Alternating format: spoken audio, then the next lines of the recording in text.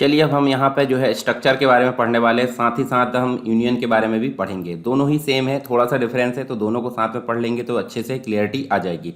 तो सबसे पहले हम बात करेंगे, देखिए इसके जस्ट पहले हमने जो है थोड़े पहले एरे के बारे में बात किया था। एरे होती क्या है? एरे का मतलब जो होता है कलेक्शन, यानी कि जो वेरिएबल होते हैं उनका कलेक्शन हम क्या बोलेंगे? एरे। पर यहाँ देखिए आपको एक चीज़ देखने को मिलेगी, एरे में आपको एक चीज़ देखने को मिलेगी, जैसे आपने कोई ग्रुप ली है वेरिएबल का, तो वो ग्रुप एक ही समान होना चाहिए। एक ही समान का मतलब उनका डाटा टाइप एक सा होना चाहिए। जैसे मान लीजिए यहाँ हमने देखिए 5-6 लोकेशन जितने भी लिए हैं, तो उन लोकेशन पे जो डाटा होना चाहिए वो देखिए सेम टाइप का होना चाहिए। जैसे यहाँ देखिए इंटीजर टाइप का ही हमने डाटा ली है। यदि मान लीजिए यहाँ पे हम इंटीजर टाइप का नहीं लेते हैं तो स्ट्रिंग टाइप का लेते हैं, सभी में स्ट्रिंग टाइप का होगा, तो हम बोल सकते हैं सेम डेटा टाइप का कलेक्शन, सेम डेटा टाइप वाले जो वेरिएबल है उनका कलेक्शन एरे कहलाता है। ठीक है, यानी कि हम अगर 10 नंबर स्टोर करना चाहते हैं तो हम 10 वेरिएबल ना लेके उनका एक कलेक्शन ले लेते हैं एरे, तो उसे हम क्या बोलेंगे? एरे। अब उसकी बात करें तो देखिए एरे के अलावा हम देख सकते हैं यहाँ पे स्ट्रक्चर के बारे में।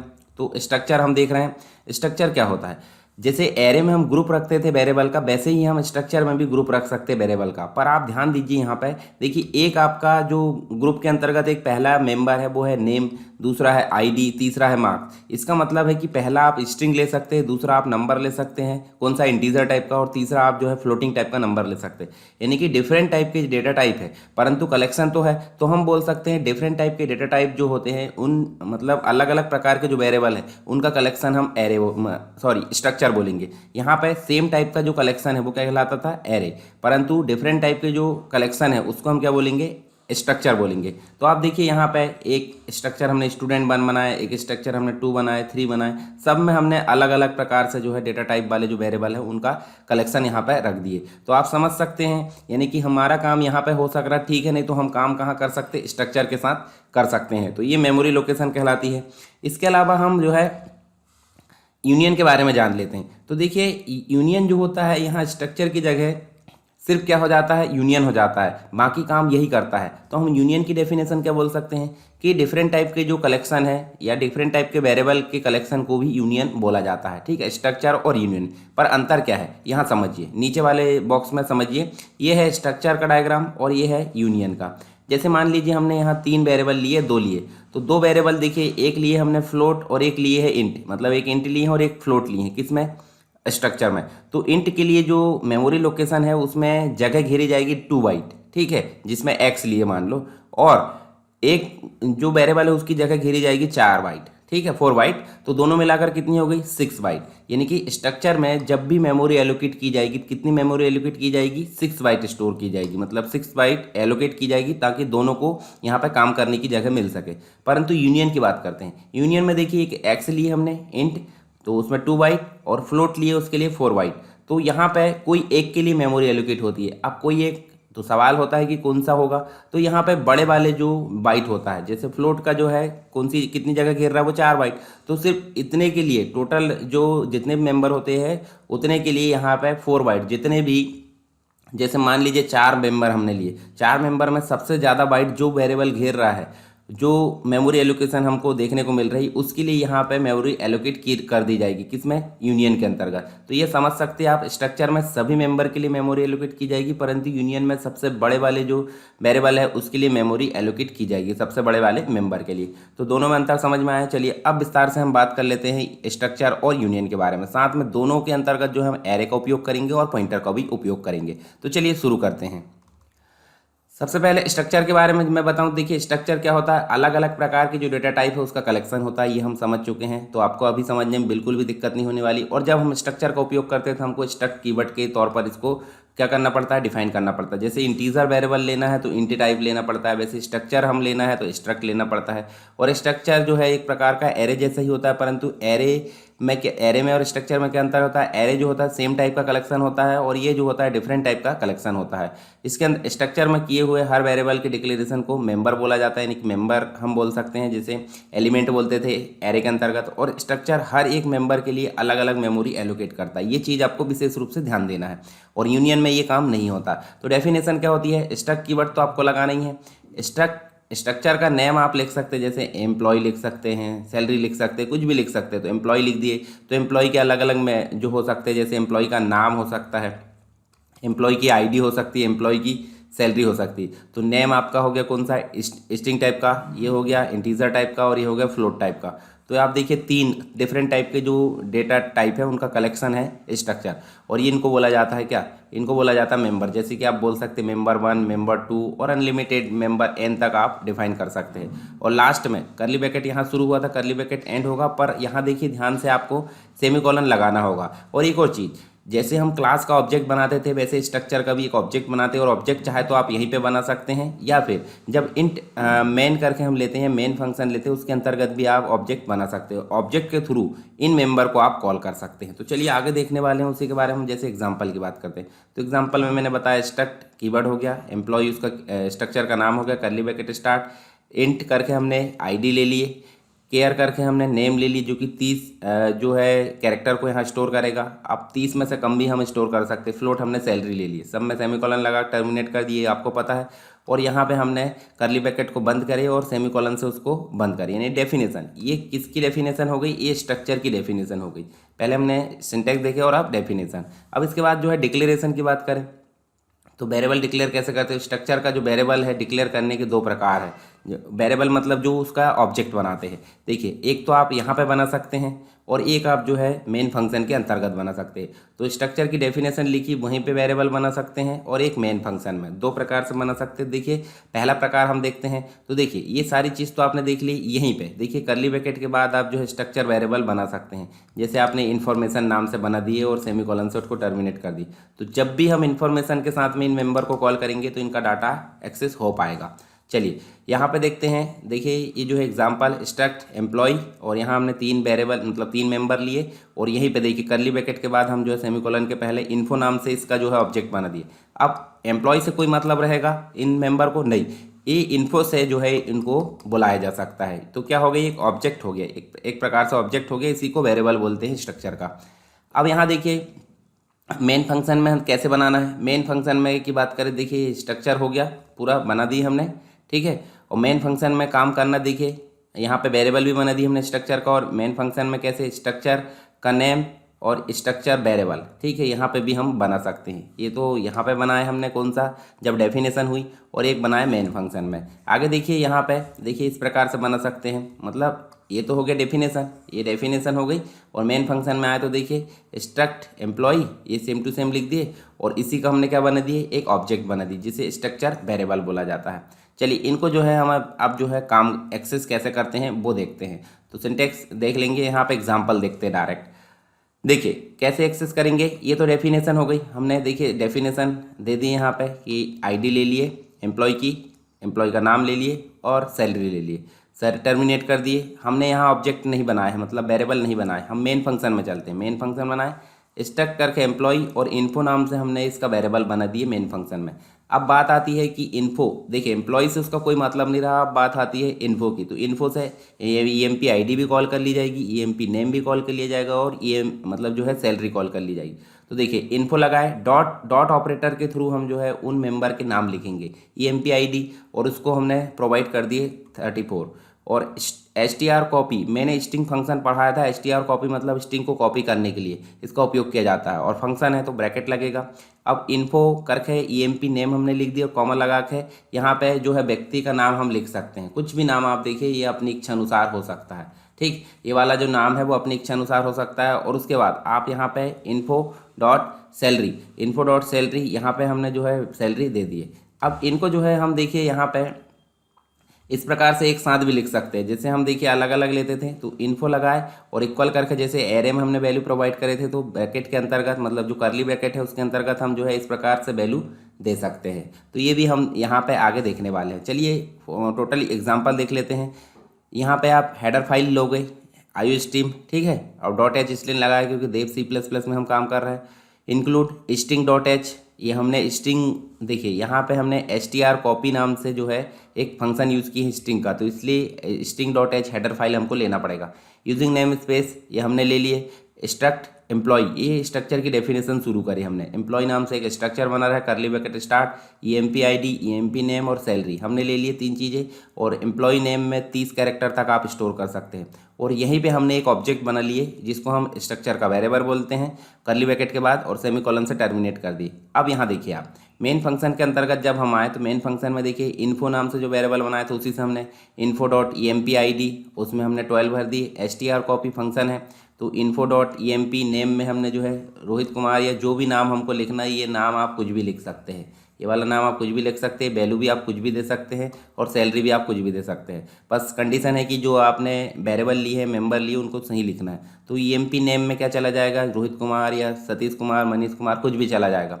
और इन्फो डॉट सैलरी में हमने यहाँ पे सैलरी दे दी है, ये सैलरी आप अपनी इच्छा अनुसार लिख सकते हैं। अब बात आती है इसको प्रिंट करने की स्क्रीन पर। ये तो एक्सेस कर लिया हमने, प्रिंट कैसे करेंगे, सी आउट के माध्यम, सी आउट स्क्रीन पर प्रिंट करने के लिए यूज़ होता है इंसर्शन ऑपरेटर। और यहाँ पे एम्प्लॉई आईडी इज, ये डबल कोट में हमने लिख दिया, सेम टू सेम प्रिंट करा। फिर इंसर्शन ऑपरेटर के साथ में info dot E M P I D, मतलब info dot E M P I D मतलब यहाँ पे क्या जाएगा, यहाँ पे 12 आ जाएगा, इसके सामने 12 मान लीजिए। और एम्प्लॉय नेम में क्या जाएगा, एम्प्लॉय नेम में रोहित कुमार दिए तो यहाँ पे क्या जाएगा, यहाँ पे आपका रोहित कुमार आ जाएगा। उसके बाद एम्प्लॉय सैलरी में आपका क्या जाएगा, ये 50,000 आ जाएगा। तो आंसर यही आने वाला है, क्या आने वाला है, employee I D is 12, employee name is Rohit Kumar, employee salary is 50,000। ठीक है। उसके बाद रिटर्न 0 इसलिए लिए क्योंकि इंट हमने मेन में इंट टाइप का लिए थे, इसलिए रिटर्न हमने 0 दे दिए। चलिए इसको हम जो है रन करा के देखते हैं। यहाँ पे हमारे पास में प्रोग्राम देखिए, ये प्रोग्राम आपको देखने को मिलेगा और यहाँ से आप जो है इसको रन करा सकते हैं। कहाँ से, एग्जीक्यूट, कंपाइल एंड रन। और अगर देखोगे तो आपको देखिए यहाँ पे employee I D is 12, employee name is Rohit Kumar, employee salary is 50,000। तो ये हमारा यहाँ पे स्ट्रक्चर का जो प्रोग्राम है वो रन करा के हमने देखे हैं। ठीक है, आई होप ये एग्जांपल आपको समझ में आ गया होगा स्ट्रक्चर का। अब आगे हम जो है साइज ऑफ ऑपरेटर जो होता है वो किसी भी डेटा टाइप के साइज़ को यहाँ पे बताने का काम करता है। तो साइज ऑफ ऑपरेटर के थ्रू भी हम जो है सबके साइज़ देख लेते हैं। जैसे आयु स्ट्रीम हमने ली है same to same, string dot H भी ली हैं, फिर हमने using namespace S T D भी ली हैं। अब स्ट्रक्चर हमने डिफाइन किया, एम्प्लॉय नाम का आईडी ले लिए, एएमपी नेम ले लिए, सैलरी टर्मिनेट कर दिए सेमीकोलन लगा कर। उसके बाद देखिए इंट मेन के अंतर्गत हम जो है स्ट्रक्ट एम्प्लॉय और ये इन्फो यहाँ पे हमने वेरिएबल लिए किसमें, मेन फंक्शन में। अब सी आउट करके साइज ऑफ एम्प्लॉय आईडी और ये इंसर्शन ऑपरेटर के बाद देखिए साइज ऑफ लगाए और जो A M P I D है उसको इसके अंतर्गत लिख दिए क्योंकि इसका साइज़ निकल कर आएगा। जितना भी साइज़ ये घेर रहा है किसमें, मेमोरी में, उसका साइज़ यहाँ निकल कर आ जाएगा। ठीक है, और ये सेम टू सेम प्रिंट करेगा, लाइन ब्रेक करेगा। बाकी चीज़ें हमारी जो है पहले हम देख चुके हैं। और ये जो होता है ये कमेंट्स है, ये आप देख सकते हैं, सिंगल लाइन कमेंट्स इनको बोलेंगे। मल्टीपल लाइन के लिए आपको पता है स्टार है, स्लैश स्टार और फिर जो है स्टार स्लैश, इसके बीच में आप जितनी भी लाइन लिखना चाहते हैं वो लिख सकते हैं। ये कहलाती है मल्टी लाइन कमेंट्स। यहाँ देखिए एम्प्लॉय नेम भी हमने साइज ऑफ के साथ में अंदर एम्प्लॉय नेम लिख दिए। उसके बाद एम्प्लॉय सैलरी में भी देखिए साइज ऑफ के साथ में जो है सैलरी लिख दिए इन्फो के साथ में।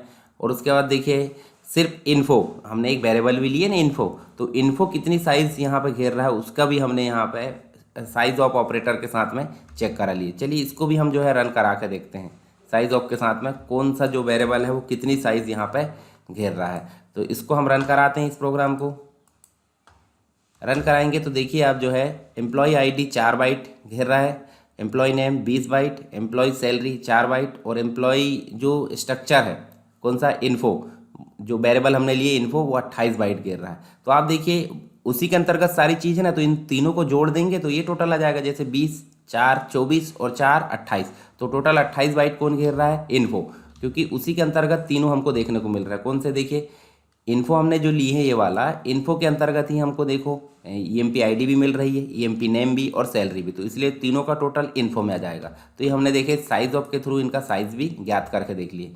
चलिए आगे हम देखते हैं, आप आगे देखते हैं स्ट्रक्चर यूजिंग पॉइंटर। तो पॉइंटर के साथ, मतलब पॉइंटर के द्वारा जो है एक प्रकार से, दो प्रकार से हम एक्सेस कर सकते हैं स्ट्रक्चर के मेंबर को। तो यहाँ देखिए एक तो डॉट ऑपरेटर होता है और एक पॉइंटर ऑपरेटर होता है। तो हम पॉइंटर के थ्रू यहाँ पे देखने वाले हैं। तो यहाँ देखिए पॉइंटर के थ्रू कैसे, आपको आयु स्ट्रीम डॉट एच, यहाँ मतलब आयु स्ट्रीम तो लेना ही लेना है, स्ट्रिंग डॉट एच भी लेना है और एस टी डी भी लेना है। एम्प्लॉय जो स्ट्रक्चर एम्प्लॉय है वो हमने डेफिनेशन यहाँ पर करे हैं, देखिए E M P I D, E M P name और सैलरी, ये डिफाइन कर दिए, टर्मिनेट कर दी। अब मेन फंक्शन में देखिए पूरा काम, स्ट्रक्ट एम्प्लॉय, ये इन्फो हमने वेरिएबल बनाया किसका, स्ट्रक्चर का, और स्ट्रक्ट एम्प्लॉय एक पॉइंटर भी बनाया हमने। और पॉइंटर बनाने के लिए पॉइंटर ऑपरेटर का उपयोग किया जाता है, ये पॉइंटर ऑपरेटर कहलाता है और इसको बोलते हैं एड्रेस ऑपरेटर। क्या बोलते हैं, एड्रेस ऑपरेटर इसको बोला जाता है, एंड के निशान को। और स्टार के निशान को क्या बोलेंगे, पॉइंटर ऑपरेटर बोलेंगे। तो जब भी कोई पॉइंटर बनाना होता है तो स्टार करके पीटीआर, ये जो भी हमने शॉर्टकट लिख दिए एक वेरिएबल का नाम और टर्मिनेट कर दिए। फिर पीटीआर जो वेरिएबल बनाया वो पॉइंटर प्रकार का है, और इन्फो जो बनाया है वो कैसा है, स्ट्रक्चर। तो इन्फो के सारे जो चीज़ें हैं वो उनका एड्रेस, मतलब देखिए एड्रेस ऑफ ऑपरेटर के थ्रू कहाँ जाएगा, इसमें चला जाएगा। तो इसकी सारी चीज़ें कहाँ चली जाएगी, पॉइंटर में। अब बात करते हैं, तो हम देखिए पॉइंटर से हमारा मतलब है, तो पीटीआर हमने लिए, और ये जो बीच वाला है वो पॉइंटर ऑपरेटर है। पीटीआर के थ्रू हम जो है कॉल कर रहे हैं। इन्फो से हमारा मतलब इसलिए लगा क्योंकि इन्फो की सारी चीज़ें किस में आ गई है, पीटीआर, पॉइंटर ऑपरेटर, मतलब पॉइंटर वेरिएबल में आ गई। अब EMPID में हमने 12 स्टोर कर दी, 12 आ गया आपका। STR कॉपी के माध्यम से देखिए पॉइंटर के माध्यम से हमने रोहित स्टोर कर दी इसमें।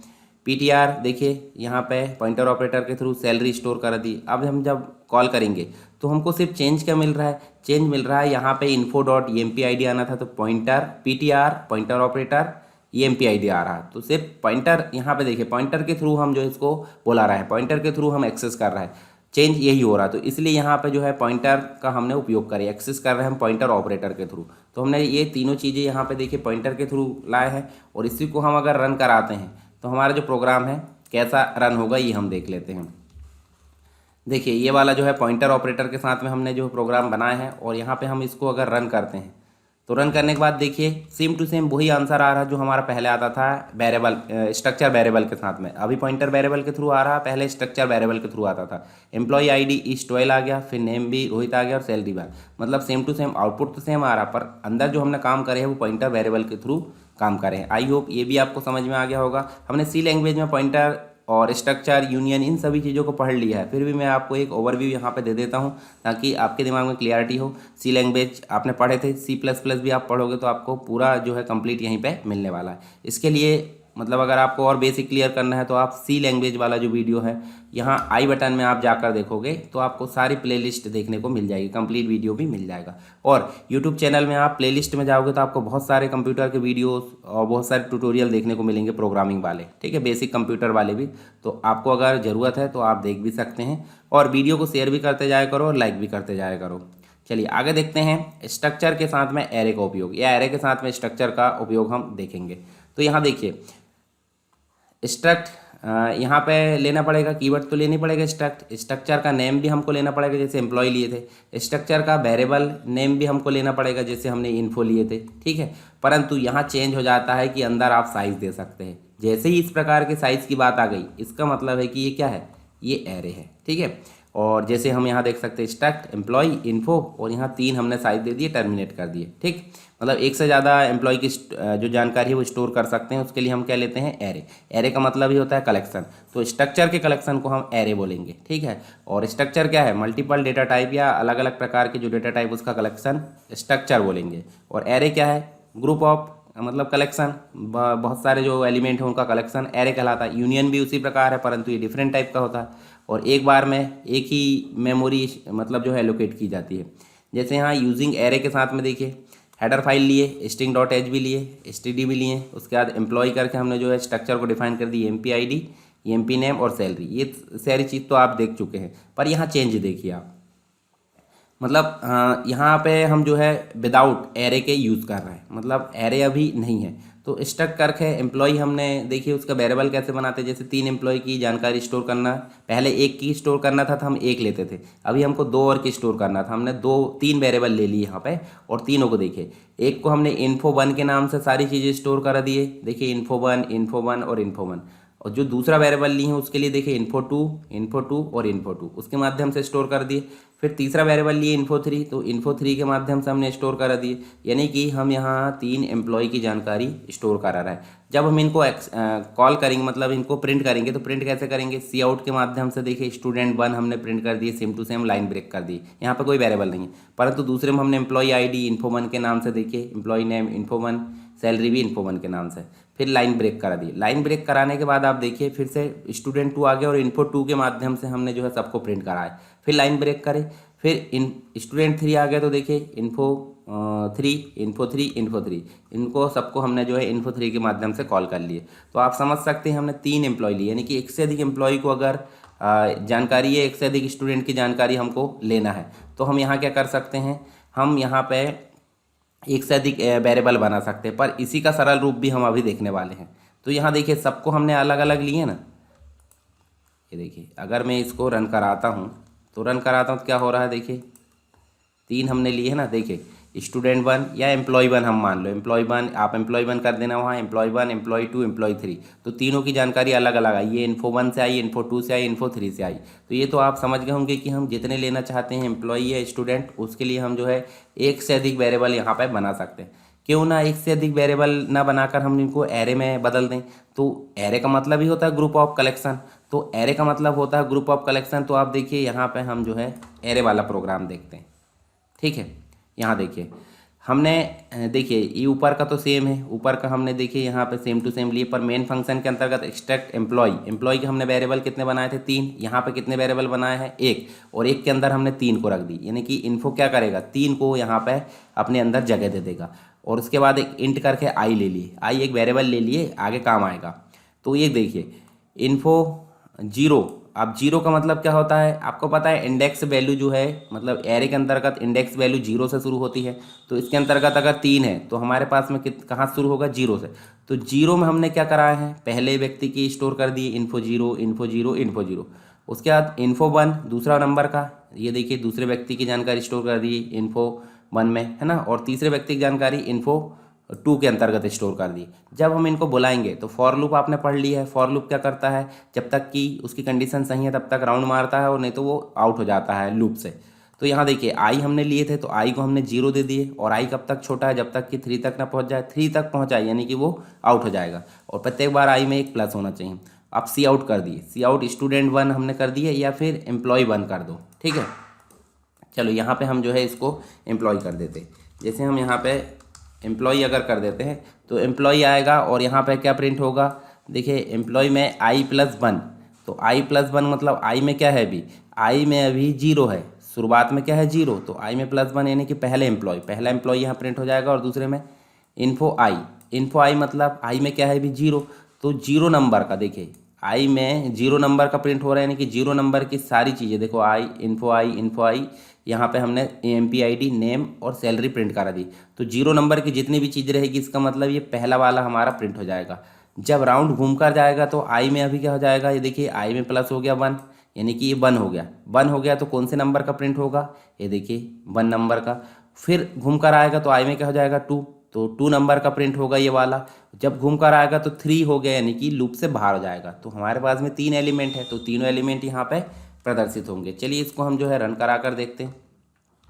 जब रन कराएंगे तो आंसर भी वैसे ही आएगा जैसा पहले आता था, परंतु यहाँ पे हमने लिखने की जो है हमारी मेहनत बच चुकी है। क्यों, क्योंकि हमने एरे का उपयोग करे, तो एरे के थ्रू भी हमारा आंसर वैसे ही आ रहा है, पर हमारा कोड का साइज़ थोड़ा सा कम हो चुका है। तो ये एरे के थ्रू आपको समझ में आ गया होगा, एरे हमने पहले उपयोग भी करे थे। इसके अलावा हम जो है यूनियन के बारे में थोड़ा सा पढ़ लेते हैं। ये आप देखिए यहाँ मतलब एरे के साथ में प्रोग्राम था, तो यूनियन मैंने बताया था, यूनियन भी स्ट्रक्चर जैसा ही होता है, परंतु यहाँ पे भी आप जो है क्या कर सकते हैं, स्ट्रक्चर जैसे ही होता है, मतलब अलग अलग डिफरेंट टाइप के जो डेटा टाइप उसका कलेक्शन। पर यहाँ पे आपने देखिए यहाँ पे कुछ भी स्टोर करे, मान लीजिए यहाँ पे स्ट्रिंग स्टोर कर दिए, ठीक है, यहाँ पे आपने फ्लोट स्टोर कर दिए, और यहाँ पे इंट स्टोर कर दिए। तो इसमें सबसे बड़ा साइज जिसका होगा उसके लिए बस मेमोरी एलोकेट की जाएगी, इन बाकी के लिए मेमोरी एलोकेट नहीं की जाएगी, ठीक है।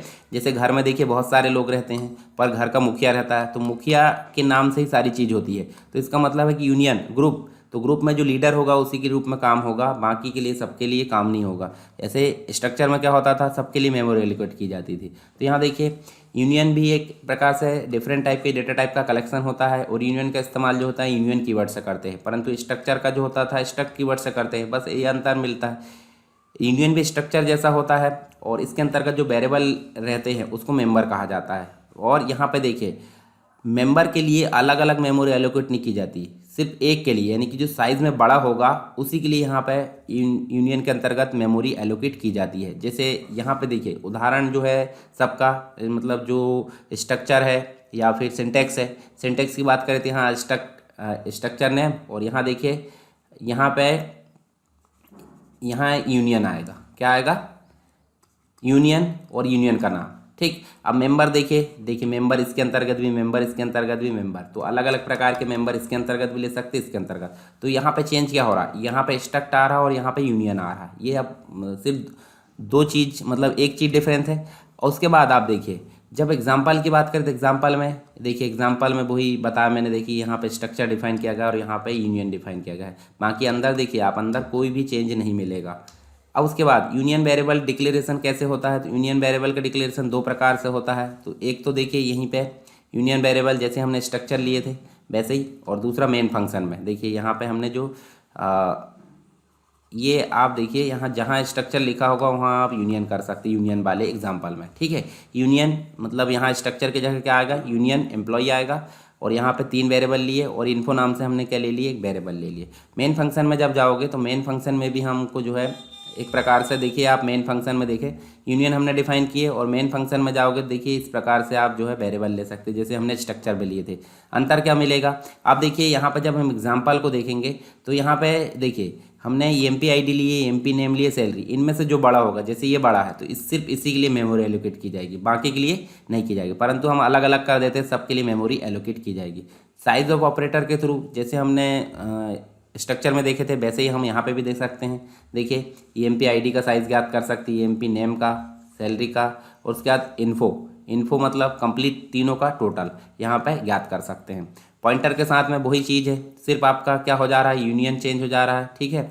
और यहाँ पे भी यूनियन चेंज हो जा रहा है, बस बाकी चीज़ें आपकी सेम मिलेगी जहाँ पे आप मतलब जो स्ट्रक्चर में देखे थे, ठीक है। इनको हम हल करके देखते हैं, एक बार रन करा के देख लेते हैं।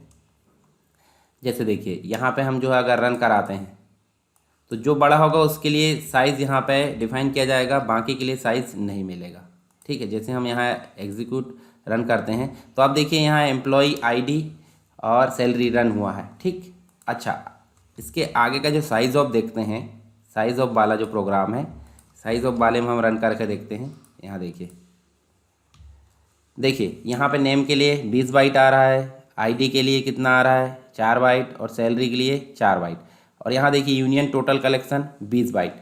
अब देखिए ध्यान से देखिए, जब हम स्ट्रक्चर को यहाँ पे साइज ऑफ के थ्रू ज्ञात करे थे तो 28 आता था, परंतु यहाँ पे 20 क्यों आ रहा, क्योंकि यहाँ पे सिर्फ एक ही मेंबर के लिए मेमोरी एलोकेट की जाती है जो कि सबसे बड़ा हो। तो देखिए यहाँ एम्प्लॉय नेम सबसे बड़ा है तो 20 बाइट आ गई, बाकी 4 बाइट को उनने अलग से नहीं लिया है। तो ये तो आपको समझ में आ गया होगा कि सबसे बड़े के लिए ही मेमोरी एलोकेट की जाएगी, अदर के लिए नहीं की जाएगी। जैसे पॉइंटर में हम देखें तो पॉइंटर भी हम रन करा के देख सकते हैं। ये देखिए पॉइंटर वाला भी देखिए इस प्रकार से जो है रन हो जाएगा जैसे हमारा स्ट्रक्चर में होता था। तो ये तो बात हो गई पॉइंटर और स्ट्रक्चर की, ठीक है। आई होप ये सारी चीज़ें आपको समझ में आ गई होगी। हमने सी लैंग्वेज में भी पढ़ा है, सी लैंग्वेज में जाकर आप इसको एक बार लेक्चर देख लेंगे तो और अच्छे से क्लियरिटी आ जाएगी। हालांकि मैंने यहाँ पे आपको पूरा समझा चुका हूँ, फिर भी अगर कोई दिक्कत है तो आप सी लैंग्वेज वाला भी वीडियो देख सकते हैं, और इसके अलावा कोई दिक्कत है तो आप मुझे कमेंट बॉक्स में बता सकते हैं। वीडियो पसंद आया तो लाइक करें और दूसरों तक पहुँचाने के लिए शेयर ज़रूर करें।